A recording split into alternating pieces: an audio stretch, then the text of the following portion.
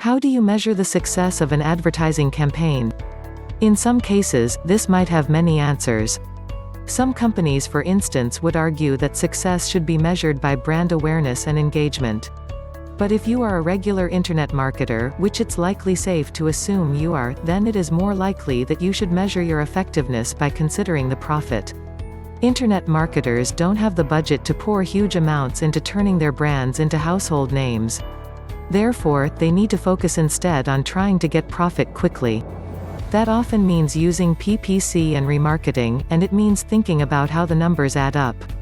Calculating margins. When you create a new PPC campaign on Facebook or on Google, you will need to choose two aspects of your budget: the maximum amount that you're going to spend on each click, called the CPC or cost per click, and the amount that you're going to spend in total each day. The CPC is the most you will pay for each visitor to your site, and is also the most you will be willing to bid for a spot when you're up against other advertisers.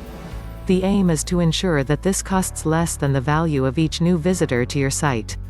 To calculate the value of visitors to your site, you might use what is called the CLV, Customer Lifetime Value. This is calculated based on how much profit you make on each sale of a product, as well as how many products you are likely to sell per 100 visitors. For most people, that latter number is somewhere in the region of 1 or 2.